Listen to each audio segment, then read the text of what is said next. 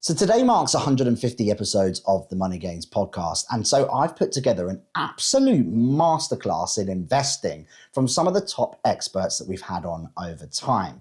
And so today you are literally going to get a start to finish blueprint of exactly everything you need to do to get started investing into the stock market. And we're going to kickstart things with a very good friend of mine, an Arsenal fan, true Arsenal fan, just like me. His name is Ryan King, and we're going to be running through what index funds are and the differences between them and why he way prefers global index funds over things like the S&P 500 and the FTSE 100 as well. So let's get into it with Ryan King. You sort of touched on it a couple of times and you mentioned global, and I think it's like something that you actively champion in pretty much every video that you talk about. Yeah. And I just loved your approach to it, and it's actually, from watching you, changed some of my own strategy really with it, because I was heavy S&P. Yeah. And we'll touch on what these things are a little bit in a second, of course, but like from watching you, I was actually changed my thought process, which was really interesting. And obviously you're a big fan of index funds, and it's like a big buzzword in, I suppose, in our world. But even when I get messages all the time, it's like, you know, what is an index fund and how does it actually work? So yeah, would you mind sort of giving us the 411? Yeah.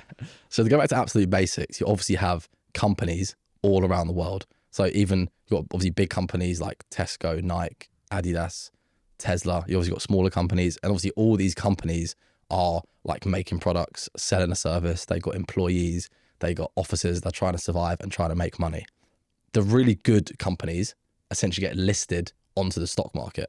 So once they're listed on the stock market, me and you and really anyone with access can then sort of buy a share of Tesco from the stock market, buy a share of Apple from the stock market. What then sort of, so these are all individual stocks, we call them. So it's like individual companies, and you of course can invest into individual companies. And if you actually work for an employer, like I think Apple have a really good scheme where they will give their employees like share options, and you can then get shares in the company. So people may even have shares that they don't really realize what they are or that they even have them. But these are sort of individual stocks, individual companies. You can then group these companies into what's called an index. So an index really is just a collection of sort of individual companies, individual stocks. So some famous ones that people probably would have heard of. You mentioned the S&P 500, the largest 500 US companies. The FTSE 100 is the largest 100 UK companies. Other sort of ones, NASDAQ, you got the Nikkei 225, but then you also have these global index funds which group companies from all around the world in. But an index is just essentially a collection of individual companies or individual stocks. Index funds are then how like me and you, everyday investors, can then invest into that index. So rather than using the S&P 500 as an example, rather than going out and buying one single share of every 500 companies, which would be a pain in the ass, and those companies are always changing, we can just invest into an S&P 500 index fund or ETF. They're essentially the same thing, and then get access to those 500 companies through one index fund or ETF. There's a massive emphasis, of course, on the US. I think because generally speaking, the US is probably the most sort of capitalistic and innovative country. It's also the largest country that makes up the global stock market, about 60%. It's got the biggest companies, Apple, Tesla, Amazon, Facebook, or Meta. So there's a lot of focus on it. And I'm not going to like bullshit you. The S&P 500 has had amazing returns for the last 15 years. It's been the best performing country by a mile. Some of the stocks like Apple, Nvidia have had unbelievable returns. But my approach personally is to use global index funds. So global index funds, I guess sort of as we broke down what an index fund already is, but it's just invest into companies all around the world globally. So not just the US, but also the UK, Japan, China, literally everywhere around the world. And I personally choose to invest into that. It sort of means that although the US is the best at the moment, even if another country becomes better in the future, China or India are probably the two most likely. Is it going to happen? I don't know. But if another country starts performing better than the US, then that'll be reflected in the global index fund. If the US still performs well, don't get me wrong, I'll still be benefiting as well because the US makes up the majority of the global index fund. But yeah, the reason why I like using global funds, it just keeps my approach really simple. It means I've not got to have multiple funds, and if something did happen to the US, I'm still going to be sort of fine either way because I believe the global economy is going to continue growing, innovating over time, and then slowly my wealth will grow with that. So that's sort of whistle-stop tour of the stock market and why I personally use global index funds. And there's many different types of global index funds, and I get this question a lot. So It's a I'm sure minefield. you do, right? What do you reply with normally when people ask you that? So I actually think this is like probably one of the biggest barriers to entry that isn't talked about much. It's so hard to work out what a fund actually does. If you type in global or world, you'll get like FTSE Global All Cap Accumulation, FTSE Global All Cap Income, FTSE All World, VWRP. Yeah, distribution. Then you got like all these other buzzwords. Then like Vanguard have got one, iShares have got one, Invesco have got one. It's an absolute minefield to work out what funds actually mean. So what I would say is, if anyone actually looking into specific funds, the best thing to do, and it's a bit of a manual job, is to look up the fund and then actually look at the fact sheet or the key investor document. Because in there, it's a 2-pager. It'll give you the objective, what the fund's invested into, as well as the fees. There's a few other bits, but I think those two are the two most important things that I look at when selecting a fund: what it's actually invested into, and I of course want to invest globally, and then what the fees are, and of course I want as low as fees as possible. The fund that I talk about a lot in the book and just for years on social media is the FTSE Global All Cap, which is a Vanguard. So the whole fund name is called FTSE Global All Cap Index Fund Accumulation. So it's sort of ACC. Bit of an absolute jargon sentence, but to break that down, no wonder it's so bloody hard for people. and it's actually got Vanguard at the start. So Vanguard are an investment platform, but they also offer funds, and that is their fund. The FTSE Global All Cap is the index it tracks, and that index is essentially a global index made up of companies from all around the world, the developed world and the emerging markets world, and the companies are of all sizes, large, medium and small. So sort of the most diversified fund you can invest into. Index fund, we've covered that. There's a passive index fund approach to invest into, as low fee. And an accumulation, which is very important, means that all of the dividends will be automatically reinvested back into the fund. Okay. So generally speaking, you want to use accumulation funds because if you can automatically reinvest the dividends back into the fund, not only is that automatic and you haven't got to do anything manually, it also is going to grow and compound your wealth slowly. But that is the main fund that I use. So in my Vanguard UK Stocks and Shares ISA and SIP, 100% of my money is in the Vanguard FTSE Global All Cap Index Fund Accumulation. 100%. Yeah, and that's the only fund I invest into. Of course, it's people can do whatever they want with their money. I could also invest into the S&P 500. I could also invest into another global fund, into individual stocks. But I personally just, like the name suggests, want to make money as simple as possible, even in my own personal life, and just, have one fund. And that's the only fund I need, to be honest with you. Another very popular one is Vanguard's FTSE All World, VWRP, which is an ETF rather than an index fund, but it's essentially, it's very similar. That's available on more platforms. So that's probably actually a more popular fund to invest into. But that's, if I've got the FTSE Global All Cap, the FTSE All World is very similar. And then what will happen is, like iShares, Invesco, Fidelity, all these other, they've all got one. They will all offer their own one. So what I say is, normally I say just go with Vanguard because they're the lowest fee. Unfortunately as well, I'm not actually sponsored by Vanguard. I wish I was, because I've been talking about them for years. If they can sponsor, if we sort that out, honestly, let me know. Make a fortune. But I normally go with Vanguard because they're the lowest fee. But if you wanted to, you could like click into all the fund fact sheets and actually see which is the lowest fee. And if every single fund is doing the exact same thing, then obviously pick the one with the lowest fee. Really good advice.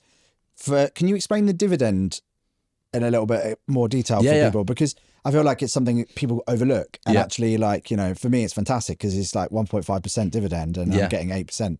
That year, for example, is actually a 9.5% increase. Yeah, 100%. So to very basics, all dividends is essentially cash that is paid out by companies to shareholders for holding the stock. So a lot of fast growing companies like Tesla, Amazon, Meta, they won't pay dividends because they're reinvesting all of their money back into the business. Older companies generally though, so think like Coca-Cola, McDonald's, they will pay dividends, and because they're not as fast growing, but that's sort of a way to reward shareholders for holding their individual stock or individual share. And of course, the more shares you have, the higher dividends you'll get.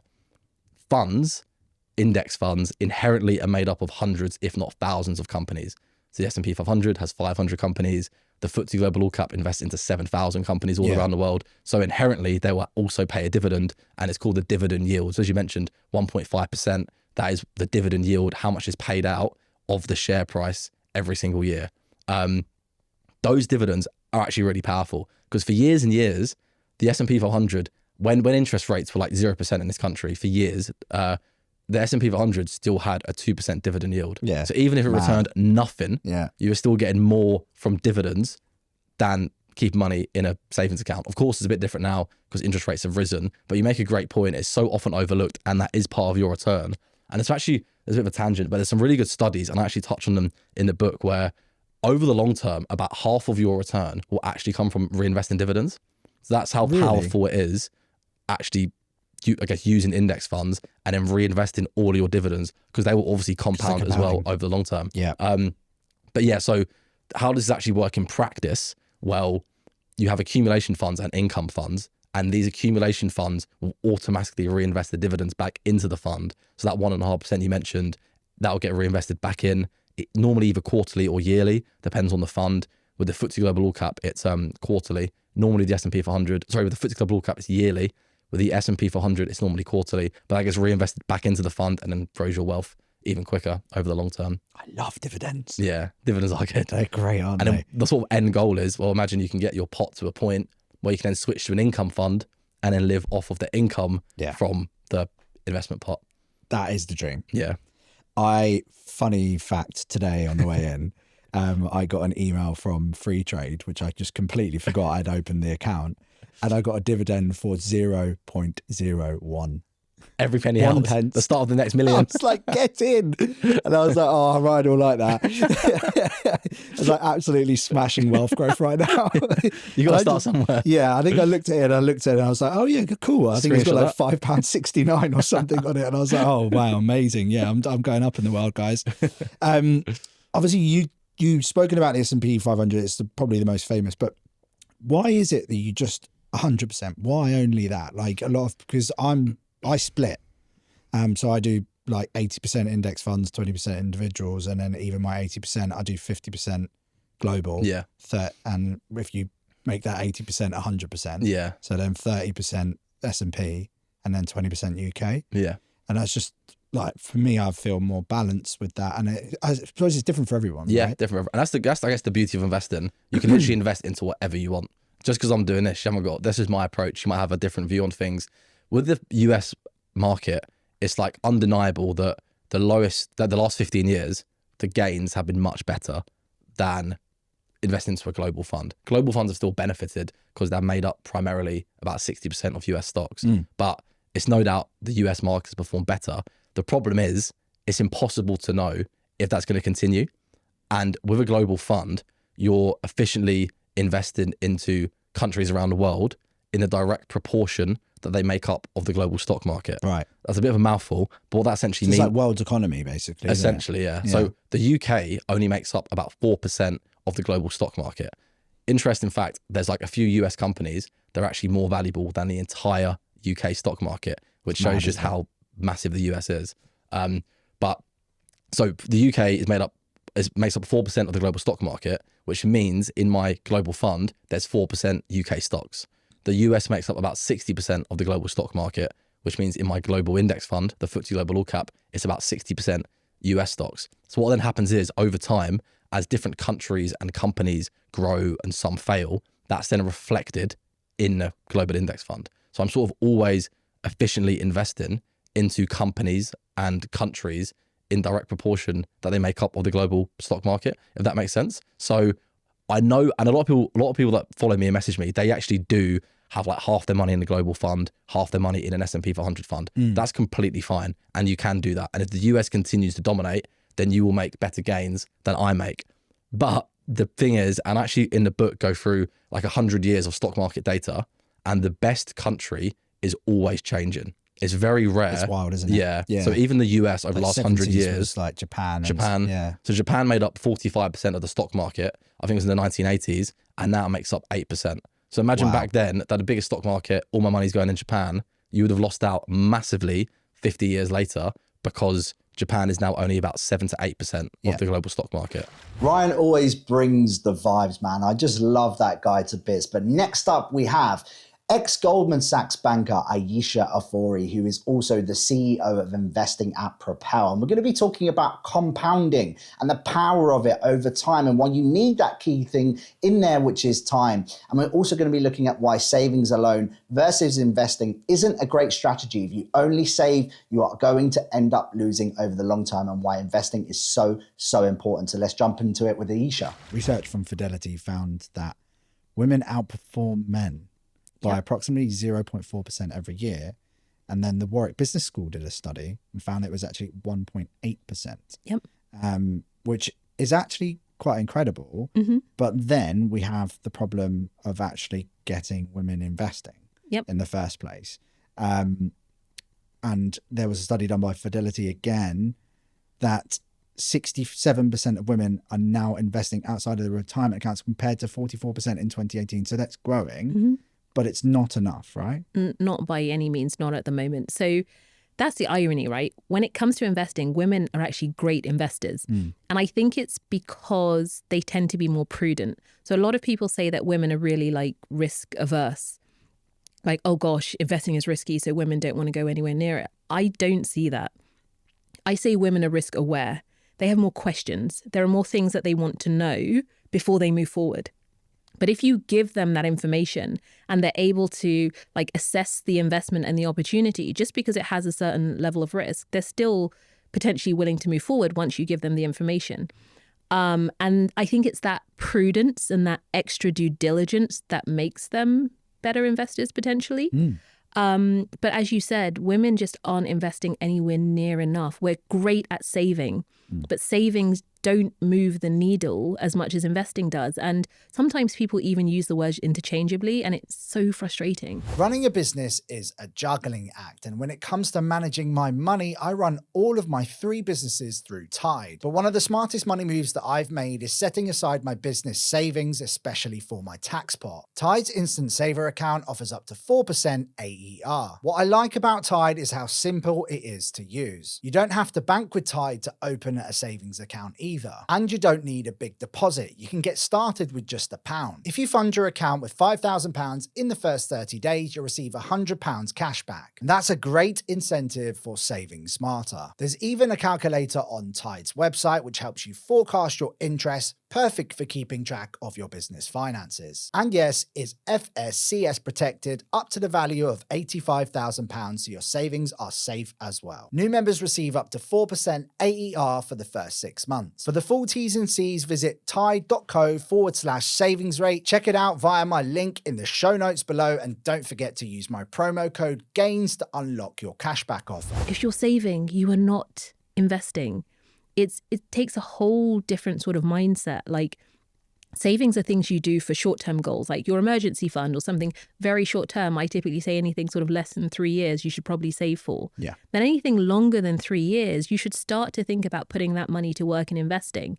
You know, and then I have another bracket, sort of 3 to 5 years, sort of shorter term investments.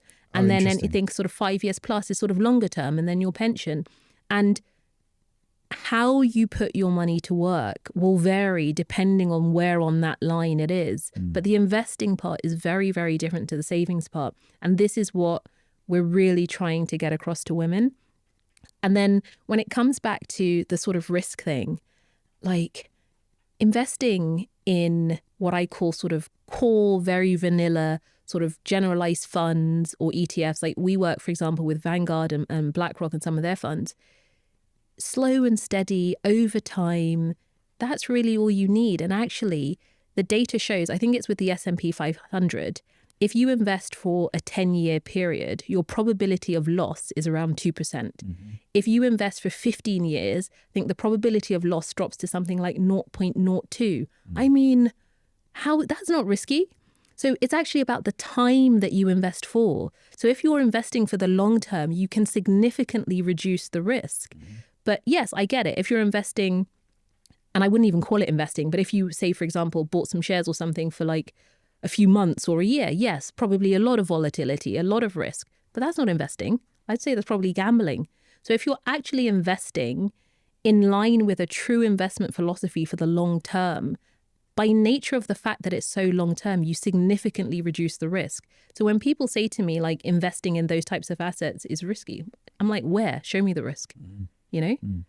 Yeah. And like the comparison to gambling is that you're playing with pure chance, whereas these are real businesses. Yep. Some of the best businesses in the world, real people making real profits every single day. Yep. And you are essentially tapping into a little piece of that when you do invest into these companies. Absolutely. And if you invest through a fund, there's likely a fund manager somewhere or a whole team of managers, and it's their job day in, day out to be looking at the underlying investments in this fund. And, you know, those people probably have various different qualifications, like what I went through when I was in banking. So there's a lot of smart people looking at this on a regular basis. Yeah, with an enormous amount of data. Exactly. Yeah. So when you think about all of these things, I think the risk is more sort of in your mind. It's not actually... The risk is not doing it. Exactly. In my opinion. And also there's always an element of risk in something, right? Of course. You know, nothing is completely risk-free. What people have to think about is the probability of that risk occurring. If the chances of it happening are so small, then it's overall, I say it's not that risky. Yeah, absolutely. So like it's quite stark when you come to look at the figures between men and women when they come to retire. I think the average retirement pot is just under £40,000 for women, and the average retirement pot for men just above £84,000. So that's less, just double. Yep. Which is pretty crazy. Obviously, there are some factors at play, simply because of the makeup of, men and women. Women usually birth the children and will raise them very much in the first couple of years at least, which obviously then has an effect on how much they can bring in and their careers, etc. So there's that involved, which we do need to take into consideration. However, there are some other big factors at play. What's some of the big ones that you see? Yeah, so it's a couple of things. So there's obviously the gender pay gap. So the fact that men get paid more than women, that is closing. And so I'd say it was more of an issue in the past. It is still an issue because we're not at parity yet, but it's getting better. So there's a pay gap.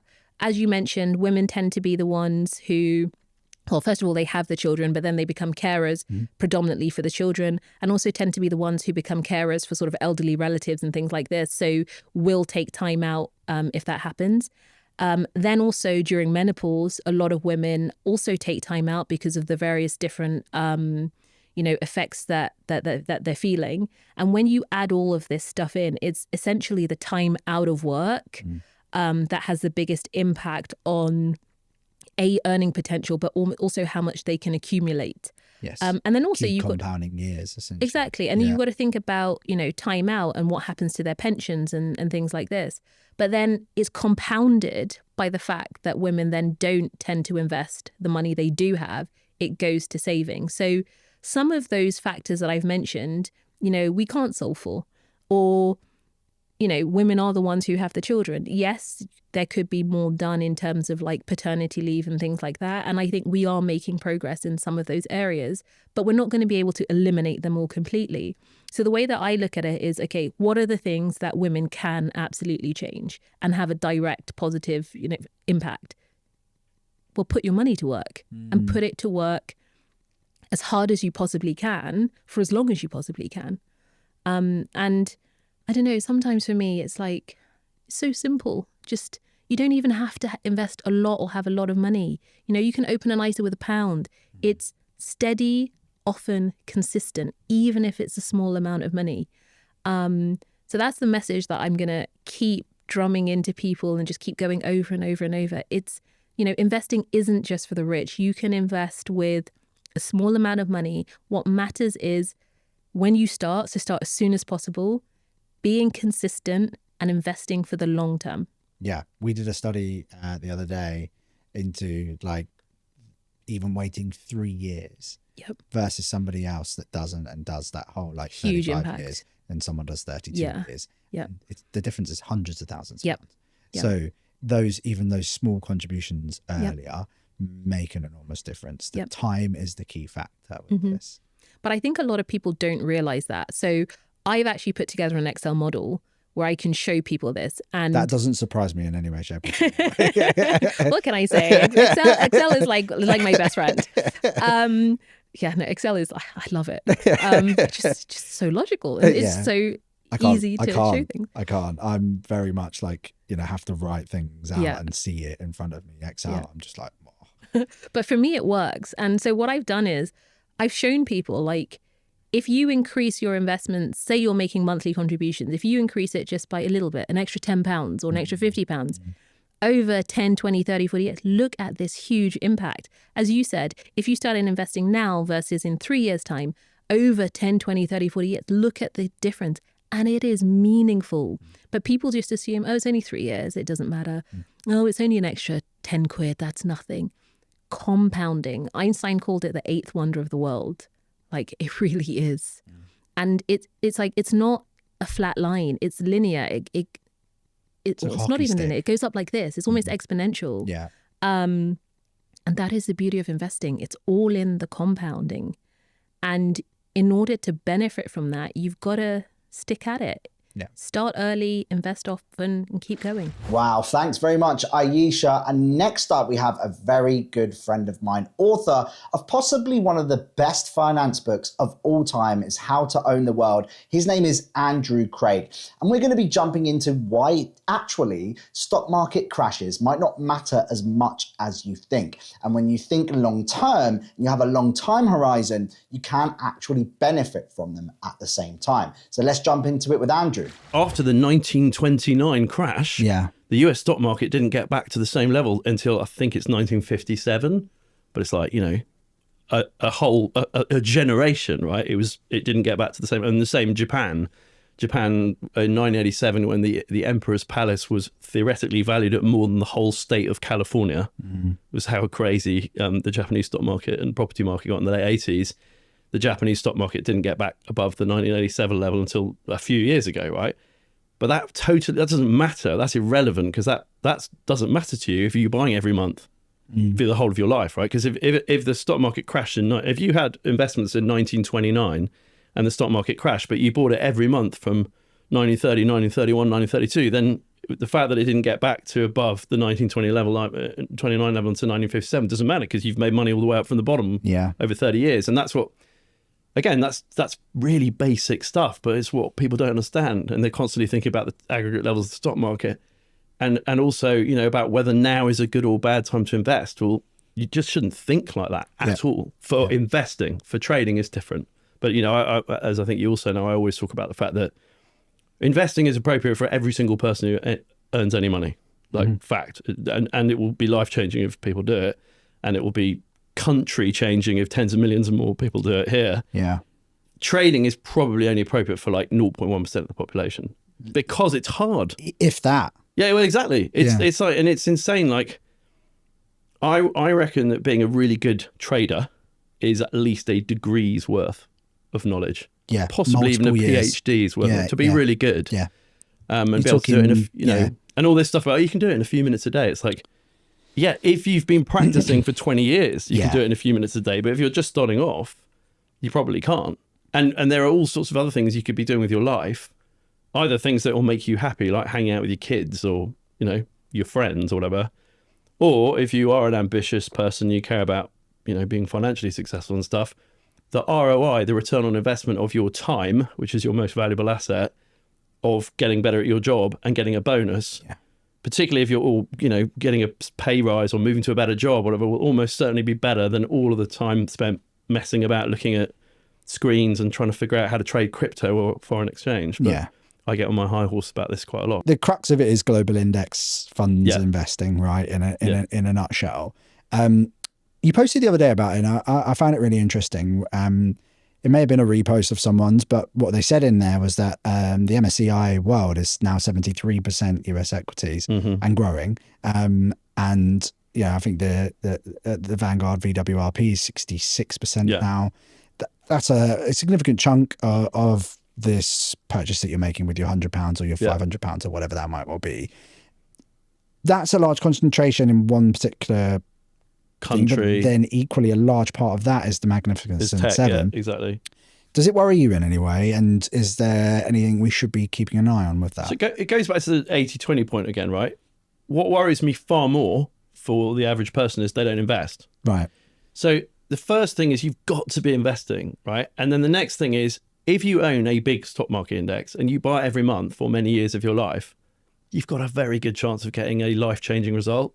If you do that, the outcome will be immeasurably better than if you don't do that. Mm-hmm. And it will actually probably be the difference between being quite well off and probably being very poor, because no government in the world is going to be able to fund, anybody, we've talked about this before, but if you're 30 today, by the time you're 60, there will not be a pension, or the pension today is already effectively meaningless. And by then, because of all sorts of structural reasons, which, net of the sort of futurologist's vision of AI and machine learning and robots, and there is a small chance that we're going towards a sort of Buck Rogers Star Trek future where everybody's wealthy because technology's delivered that, right?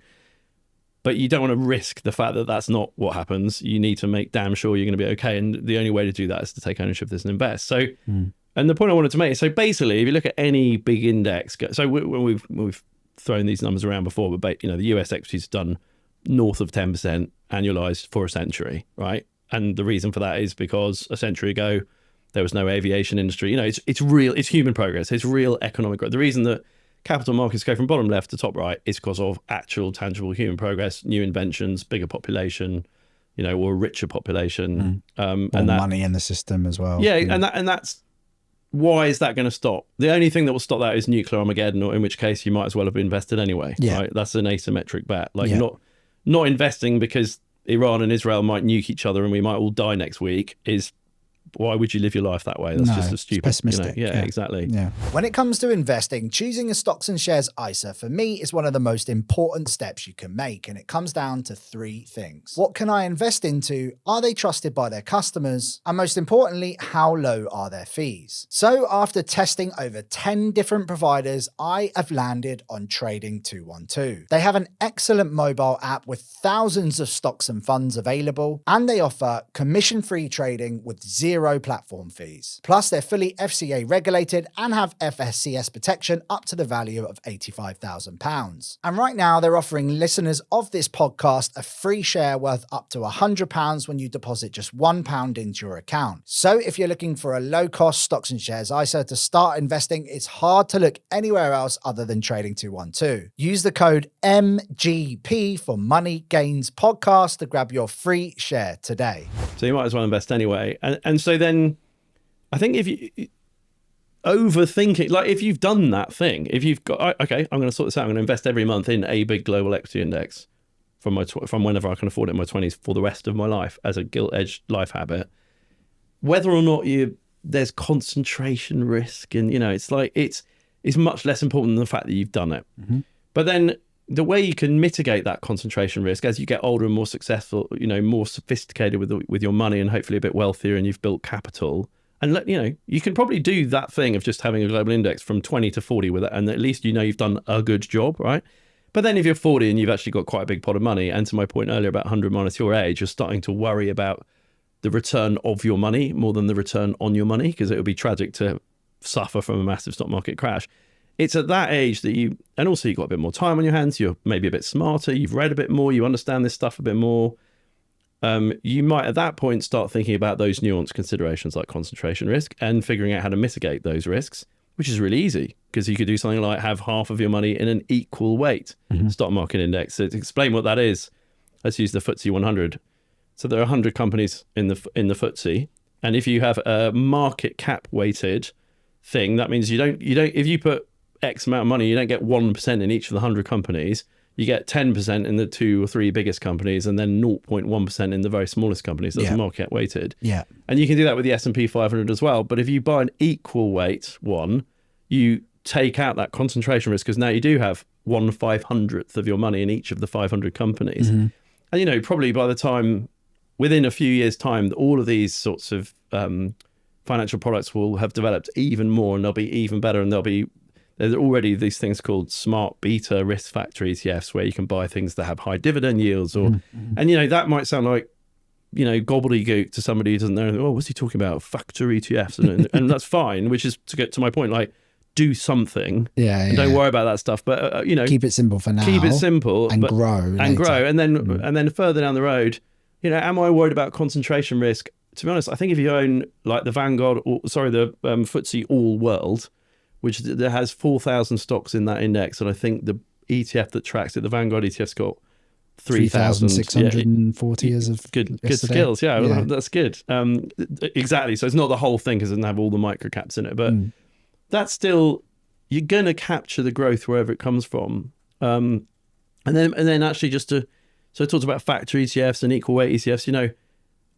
I would say that anybody who's a British national and like my age or older should be investing in active UK smaller companies, for example, because they used to smaller companies can do 15-16% annualized returns for decades, which is hugely transformative. If you put a small amount of your money in that, but they're not for like a 25-year-old who doesn't, unless they're very sophisticated and very high earner, but older folk might think about that. So if if you've done a sort of fastest route from A to B 80-20 thing of just global indices for your 20s and 30s, then all of those concerns about concentration risk or any other, also just general rebalancing, having some gold, having some bonds, having some whatever. Because, to be clear, How to Own the World is about more than just owning, it's about understanding all asset classes as well as just global equities. By the way, that, I know. Yeah, of course. Yeah, I didn't mean to squash it down into the crux of it, but it's the start, right? Yeah, exactly. We know that. And obviously a large part of those assets are already owned by the companies within the global and index. Actually, I'm glad you said that, because that's was going to remind me of the other point. Is like, okay, if all you want is a proxy on human progress, as that's what you're trying to do with investment, right? Because of that human progress point, you want financial exposure to the fact that humans make progress scientifically and whatever else, then the use of a big global index gives you that proxy. And actually, does it matter if Apple or Microsoft are American companies, given how many 100 million iPhones they've sold outside of America? Yeah, true. What percentage of Microsoft's revenues and profits come from ex-US, right? And Visa, MasterCard, JP Morgan, all McDonald's, companies. Right? Exactly. So the concentration risk at the top of the S&P 500, and more broadly by virtue of the fact that how big they are in the others, is you're still owning the world, right? Because those companies are all global. Wow, absolutely love that. Investing into human progress when you're buying index funds is such a nice way of looking at it. And next up, we're going to be jumping into another good friend of mine, actually. I suppose they're all good friends right about now, but he is the head of market analysts over at eToro. And we're going to be talking all about dollar cost averaging and why it is so powerful, and also why investing a little bit more when markets are down can end up paying off over the long term. Let's jump into it with Sam North from eToro. I think understanding history is key, and the stats behind all of that. But there's also, and I won't be able to quote this well, but I think it's, if you miss the 10 best days of the stock market, your performance is significantly lower. Those 10 best days most likely come after a significant drop. So it's almost like when you get that big move lower, okay, this is my time to go in. And if you're longer term, who cares? Pick it in, don't look again for a week. Yeah, the first time you do it, you're like, what am I doing? Yeah. Everything out of your being saying, don't do it. Yeah. And then you see it go well and you're like, well, I'm doing this every time. Yeah, exactly. And you just become numb to it. Yeah. So it is about that sort of initial dip. And also you've got to have the understanding as well. It could go lower. Yes, could go lower for another week. Could go lower for another month. But if you're dollar cost averaging, okay, well, I'm buying lower down. Yeah. And also, it's important to say to be diversified is key. And what key. is dollar cost averaging for the average person? So, let's just take, I don't know, say the FTSE 100, for example. Let's say there's an ETF that tracks that, and we say, rather than just, let's say 10 grand, you've got 10 grand, which would be nice, wouldn't it? You say, rather than just go 10 grand to buy that fund right now, I'm going to divide it by, whatever, and do like $1,000 a month instead. So as the market goes ups and down, has its ebbs and flows, you're just buying, let's say on the first of the month. It could be that you do it quarterly or whatever, and you're just averaging into that position. And maybe that's the way that people choose to do it. It takes out the sort of the volatility of it all, the psychology of trying to time the market. Timing the market is very, very tough. Whereas if you say to yourself, I don't care where it's trading, I'm just going to average myself in, then you can sort of benefit from that. And I think certainly for newer investors is not a bad way to go about it at all. I'm experienced and I still do it. So I take it just to one little step further, and that's like, if it's gone down this month, then I'll add more. Yeah, great. Absolutely. And if it's up, then I'll add less. A little bit less, yeah. And then if it's up, then I'll add, the less I add, I still put the same amount in. I just leave that in cash. Yeah. And then just wait for the dips. little dips. And then I've got that ready to play with. Absolutely. It usually kind of works out. And overall, that's just allowed me to get much better average over time. Exactly. Yeah. And then for those people, like you said, that want to take it that step further, when it does the 5%, when it does the 10%, that's when you go in. And if we think over the last 20 years, you go COVID, you go maybe the Eurozone debt crisis 2011, you go Trump and Brexit, and then the .com, I've had 5 times there where it's gone down big time. Yeah. And it's up hundreds % since all of those, multi-hundreds in some cases. Well, it's even like earlier this year, it was like 5-6% in a couple of days, and everyone was freaking out. It was August, wasn't it? Yeah. And it's like, let's go. Yeah, I was like, Christmas. I had so many mates message me, and I just tweet them, or message them back and be like, let's go shopping. And then you go down a week or 2 weeks later, and they're like, damn, I should have bought more. And I said to them, there's always the chance it goes lower, this, that, and the other. But yeah, it's a thing where history helps, and understanding that and experience. But and just to be clear for everyone listening to this, like, this could all tail off and it could have a horrible crash in 2 weeks' time, and all of this. But then for someone like us, we're ready to go again because our time horizon is so long. But if someone's like 62, that's a big problem. Yeah, absolutely. And I think as you get closer to a point where you might say, look, I need to retire, or I'm going to need these funds for whatever it might be, going the majority of your portfolio in equities or stocks is not the right thing to do. No. It might be you say, okay, I go down the route of dividends or bonds. Or government bonds. And that's, that's you changing up your portfolio to meet your needs, which is something important to do. If you're young and you're saying, well, look, I'm going to hold this till I retire. Okay, well, let me load up in things that I'm happy to hold for 20, 30 years, regardless of what happens over a 1 week period. And I think, again, that can be quite tough if you see red in some of the biggest mistakes I've ever made is selling a stock too early because of that at the beginning. Yeah. I've had in my portfolio Apple, I've had Meta, I've had Amazon, and I've taken big, half decent wins on them, but they've come under pressure where they've dropped, say, 20% from the high. Oh, this is over. I get out.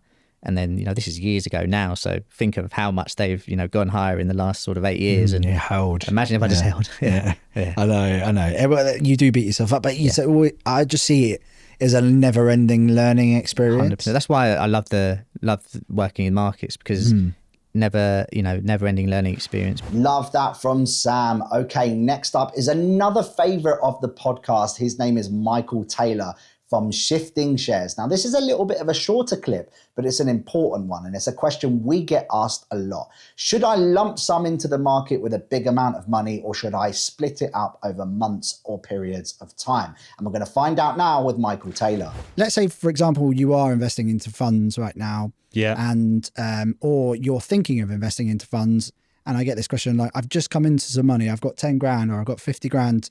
What do I do? Do I lump sum or do I dollar cost average, so putting the money in each month? Right. Well, the answer to that depends on, do you want statistically better, or do you want what's better emotionally? Because statistically, lump sum is better 67% of the time. There's been research. 67? Yeah. Obviously, you can tweak the data to manipulate it, but in general, that's because markets go up over time. So if you put a lump sum in, and markets generally go up, it's going to be better. Now, you could put, a lump sum in today, market collapses in a month 50%, which it has done, 2007, GFC, things take a bath. If you do your dough and then pull it out, and then you avoid the market forever, it doesn't really matter if it's statistically better, because you're not going to be in it and you're not going to profit. So if you can't really accept that, and the thing is with volatility, everyone likes it when things are going up. It's when it's going down that they don't like it. So if you think it might be better to just work your way in, then do that. And yes, statistically, it might not be as good, but it might be better for you. Yeah. So there's no one size fits all question. It's really down to your emotions, I guess.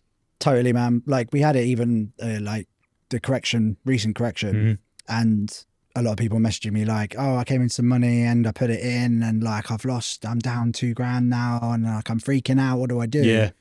And I was like, you know, you're just gonna have to wait it out because that's what you were gonna do anyway. Yeah. You know, so like, you know, if it was going up, you weren't gonna touch it. So it's just the inverse of that now. Yeah, pretty much. Yeah. And I always say to people like, if that is you, like if you've never invested before and you're starting with that and that is your first thing you do, that is a bad idea. Just because you don't know about yourself until you go through that moment, right? Like, and you see that 10%, 20% drop, and then suddenly you're like, I'm finding out a lot about myself. Because for me, the first time it happened to me, I was like, gut wrench. Yeah. Now I'm like, woo! But like, that's a different, because I've been through it. So but if you've never experienced it, you don't know that about yourself, right? Very well put there, Michael. Now, next up, we have ex-Credit Suisse banker and trader, Rich McDonald. Now, Rich has done so many amazing things in the industry, and he's going to talk us through how you can actually assess just by looking and feeling things in the world, whether or not something may or may not be a good investment. He's going to talk about how to build a portfolio and how to manage risk over time and his thoughts on crypto. Let's get into it. PE ratio is a really important factor here. Was there anything else that you look to consider? Were you looking at revenue increases and net profit and debt and things like this as well? I'd more look at, because that's maybe getting a little bit too technical for somebody just on their starting. I would look at the hype. Okay. Right. And just do a little taste test, like Palantir at the moment. Yes. Everywhere. And everybody's talking about it. If you're sitting in the pub and your mate tells you, I've just doubled my money on this thing. Yes. Right? The natural thing, as humans, we want to be part of a group and we want to be a successful part of a group. So if he's made 100% on it, I want to get involved, right? I mean, Bitcoin's built on this whole theory, right? Is I want to be involved in this. So I'm going to buy it. Is that the right time to go out and buy Palantir after it's already doubled and doubled and doubled again? If you learn PE ratios, you can see that it's one of the biggest bubbles of all time in history because it's at something like 600 times earnings. 600 now? 600. Oh my God. So you got to be really careful. And just learning that means that, okay, I can go into the pub and instead of going, oh, great, yeah, it's like a horse tip. Yeah, I'll stick a tenner on that in the 310 at Haydock. You know, you go, God, do you realize, is now still a good time to own it, do you think? Do you think you should be taking a little bit of profit there? Yeah. Because it seems like my taxi driver just told about, and my mum just said, oh, what's this about Palantir? So maybe it's time, you know, to reduce your exposure, let's say. I sold a lot of my Bitcoin that I had when my mum started talking to me about it. Right. I was like, okay, this is way too much now. And she still got it. And it's at the highs. No. She was like, shall I get some of this Bitcoin thing? And I was like, oh, whoa, I am done. Like if you're now talking to me about this, this is not a good sign. It's a short-term warning, right? Maybe it's just moved too fast too soon and it needs to consolidate for a while. That's what happened to NVIDIA, right? NVIDIA hasn't gone up for 12 months. Yeah. Because everybody got on the hype train and it moved sideways. You know, now the FTSE couldn't be more opposite of moving sideways, right? You've got stocks like Rolls-Royce that have gone up more than NVIDIA, right? Marks and Spencer's has gone up the same as NVIDIA. Yeah. Love a bit of Marks. It's the same, right? Yeah. It's you can walk down the high street and you can have a real, you know, look around and feel around as to what. When Greggs came out with their vegan sausage roll, share price absolutely flew for the next 2 years. So you don't have to be some kind of tech expert. You know, you can look closely. You can do it based on feeling and what's happening in around you as well. And then obviously looking at the PE ratio, looking at its performance, having a little scout around, and then making a calculated investment into that with a portion of your money rather than the whole bag, right? That's right, yeah. And oh my goodness, people that tell me that they've got 80% of their wealth in Bitcoin, it scares the life out of me. Yes. I know. I happens to me all the time with my mates, and I've like slowly managed to get them to phase out and start looking at this. And when they do, they start getting into it a little bit more. Now they're away, and I'm like, brilliant. And some of them are still 50-50 and they're comfortable with that. And like, that's up to them. I'm, 5%. And that's it. But at the same time, I think everybody should be at least 2%, right? Because in crypto. In higher volatile assets, you mean? Yeah, 2% in crypto, because there is a chance it could be something, right? Now, I believe in gold very much. Mm-hmm. So is Bitcoin in particular digital gold? Quite possibly, which means that, I've got to have a proportion, and more pension funds are starting to go down that route as well with the ETFs available. And it's one of those things. It's like just a calculator. So you do that. Well, let's say you're picking your Marks and Spencer. For me, I like to keep my individual holdings between 20 and 30%, depending on the amount of time that goes in there. But because the way that I invest, I do heavy global tracker, UK tracker, and then very heavy in sort of my 3 to 5 year growth plays. Nice. I'm looking at the like unicorns of that section of that company. I'm heavy fintech, heavy and e-commerce, because I really understand those models. Which is perfect. Using your own knowledge and experience to, you're in an area where you've got an advantage. Yeah. A lot of people have been, they won't be as lucky to be in that kind of growth sector, but they'll know retail really well. Mm-hmm. And they'll have been able to play things. Back in the day, it was super dry, right? So I was really lucky. I managed to buy 3% of super dry of the company when it IPO'd. And this is for the fund, not for myself. And that had a great run. It went from £5 to £20. And it was literally because I loved the clothes. It was... it's gone off the boil though, isn't it? Oh, it's terrible. Yeah. He's he left. Julian Dunkerton left, and then, it went downhill. Yeah. But it's the same, French Connection. We've seen Ted Baker. Yeah.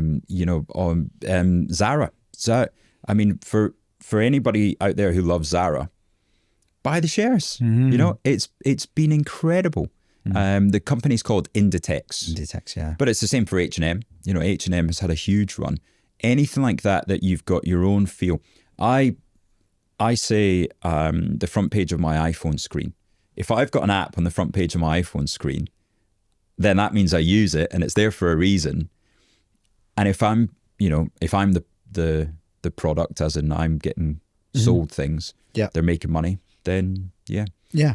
I love that you said that, because like that's what I did with Facebook. It got absolutely slammed. Yes. And I didn't buy into it because I just had this weird like thing. I was like, I don't like Mark. And I was like, okay, sorry, Mark, if you're listening to this, please don't sure mark he will down. Be. Yeah, I know. Please don't mark down in your AI, whatever you're doing. But the end of it was I just didn't want to get into Facebook just from personal reasons. But then I was watching it getting absolutely tanked, and it was very aggressive. Yeah. And it got to the point where I was like, this is a global mammoth company. There is only a matter of time before it turns around. And so I got in, it did go lower for a little while, and then it just went gangbusters and for like 18 months. Since. And it hasn't stopped. And it's probably my best performing over the past like 18 months now. Fantastic. Yeah, that's right, because it was the end of 2022. I was in Colombia, in Medellin, and I remember exactly where I was when I was looking at it, and it dipped under $100. Yeah, that's exactly what I was watching. I was like, whoa. Yeah. This is a $1 billion business, killing it with revenue. Like, it's just messed up. It's, Yeah, he lost his way with the vision goggles for a while, and then, but yeah, now 660, and he's the king of AI. So yeah, there's little beauties like that, but you don't have to be doing hours and hours of research. And that was a gut feeling and a 15-minute like, okay, they're doing pretty well. Yeah, going to take a little bit of a risk, and because you are the king of Instagram, so you know all about it. I'd be silly not to. It's the first app I'm on now. Yeah, but you're right. That's exactly it. But we say as well. We say to people like, walk around your house what are the 20 products that you're picking up every single day. And usually within that, there's a good 4 or 5 that will be really great investments. I mean, COVID is a classic, right? The best opportunity ever to buy hand sanitizer, right? Reckitt Benckiser and condoms. Yeah. That was the 2 companies they own, Durex as well. And then Zoom. You could buy shares in Zoom, and you could buy. That went mad, didn't it? Ballistic. And then Peloton.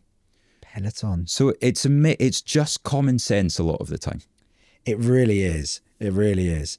And I think that's where people look at investing and they feel like they need to be, looking at price to earnings ratios versus X, Y, and Z, and then the candles, and it's like, and then they go, no thanks. Yeah. But actually, a lot of it is like, I think there's something in that. Yeah. And if you get to a certain stage as well, it's just fun, because you go to dinner parties and people will be speaking about stuff, and you have an idea that, what's the new up and coming thing to be involved in. Absolutely love the way that Rich looks at the world. And now we're going to jump back into another part of this Sam North episode with eToro, because we're going to be talking about how we can build on what we've just learned with Rich about how to actually put a portfolio together, and also how to use my own 80-20 strategy. Let's jump into it again with Sam North. How are you setting up then? Because you mentioned index funds, and you mentioned that you're getting into lots of different, things from small to medium to long term. Yeah. How are you then proportioning some of this? To you splitting up by percentage? Or? Yes. So generally speaking, at the moment I enter a stock, I won't really have more than say 5% of my portfolio in that one stock. Yeah. So it might be that, between 3 and 5%, 5% if I really believe it's top conviction for me. If it's a little bit below that, or maybe a higher risk but more reward, it might be a 2-3%er. So I have, generally speaking, it might be sort of 10 to 15 stocks at a time that I that's like. your total holdings. Yeah, don't really go much over that. Well, it just gets hard to manage. It's hard to manage. Yeah. But I also am very well aware that someone listening to this could go, well, what about that stock? What about these other 20 stocks that have gone up 200, 300%? Shiny object syndrome. Yeah, I don't care about it, because the way I'm doing it is the way I'm doing it. I believe in compound interest, and I know you're a big fan of all of that as well. And if you let the stats do the talking in the time when I'm ready to retire and play golf and tennis every single day, the work will be done for me. So I don't want to have a massive portfolio. And I think actually for newer people, they might not even be ready to invest. One thing that I think is really useful on eToro, and you don't need money in your account to do this, is look at these incredibly successful popular investors. What do they do? How many stocks do they have in their portfolio? What is their weighting to each one? Very rarely you can have someone with a weighting to a stock over 10%. How many stocks do they have? How long do they hold these stocks for? And you'll learn so much from that. Yeah, how are they moving in and out throughout the year? And September was a great month in the market this year, but usually it's bad. If you look at a lot of these popular investors, or you look at the stats behind they go September, defensive. It's usually a really bad month for riskier assets. Yeah. So you see these trends and you can play off that. But if I were to start playing golf tomorrow, I'm going to look at videos of Tiger Woods. I'm going to look at the pros. Yeah. Your Rory's. Exactly. Yeah. I'm not going to emulate them. Not just going to go out there and just try without ever learning anything. Yeah, it was a big part of how I learned was watching like a good handful of investors on eToro. Like, what were you doing? Yeah. Why are you doing it? Like you said with the feed post, they explain all of that stuff as well. So. They do, and it was really cool to see that.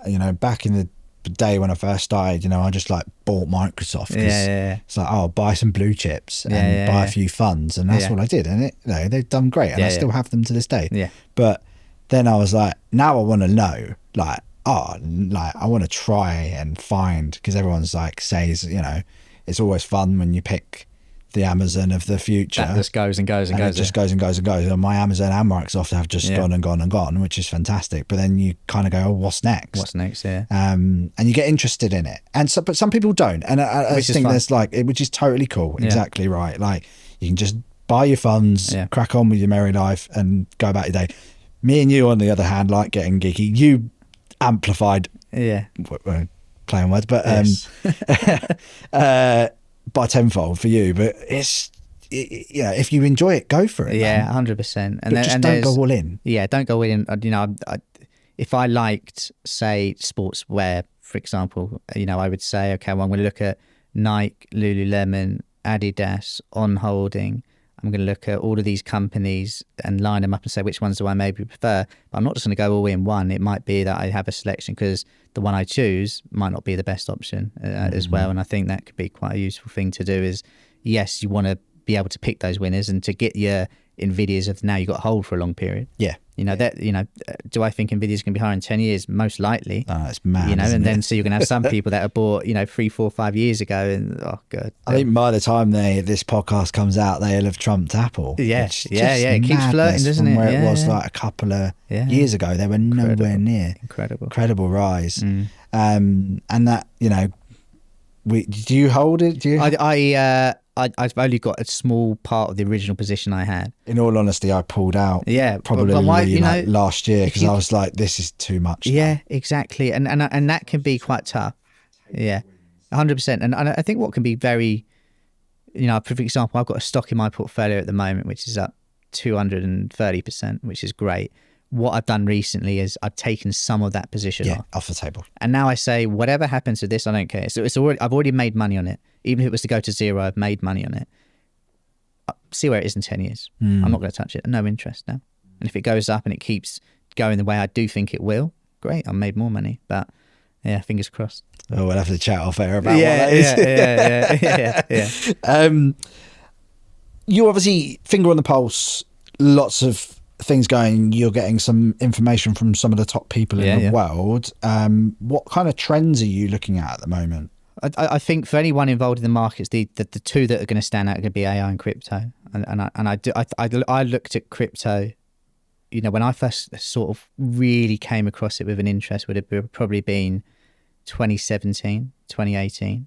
And I remember speaking to someone a couple years after that, 2019 or 2020, about it. And they said something that's always stuck with me, and I really believe in what they said, is that crypto now is like what the .com was, like tech stocks were. You're going to have your Amazons, your Apples and Microsofts that will go up 20 years later and really be there, and they're at incredible returns.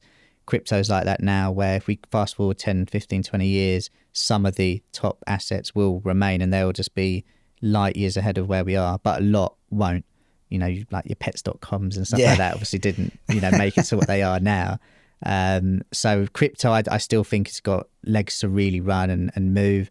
AI is obviously something we talked about earlier, and I think is something where we're still in the first innings of a 4-quarter game. We're really still so early, and I think that's why it's been quite an extravagant rise, though. Do you feel like it's? I feel there's going to be new companies within AI that we haven't even heard of that are going to come out of nowhere. They're going to be the new Googles. Exactly. They really are. And that's why I think diversification within this industry will be key. I also think right now, I do like China. I do. And there will be people shouting at the screen. I feel like they've obviously chucked some stimulus. I think they're going to do more. I think they're going to stick with it. It's come so low that I think there are some good opportunities there. It's not me saying I'm going to put 5% on a stock or 20% on an ETF. It's lower. Do you have worry about like the macroeconomics and the sort of political warfare that's going on? I do, but I also feel like a lot of that has been priced in. And I also think with the sort of time horizon for how long I'd be looking to hold, I could weather a little bit of more negativity anyway. Yeah. If you were to say to me, you've got to chuck 100% of all your money on an area near the bottom end of the list, China. But I also feel like the reward is good, and actually the risk isn't as big right now. As it has been. Has been. Yeah. Also like healthcare. I think healthcare is an interesting area. Renewables too. I think, depending on who wins the US election, I think certain companies will do well there as well.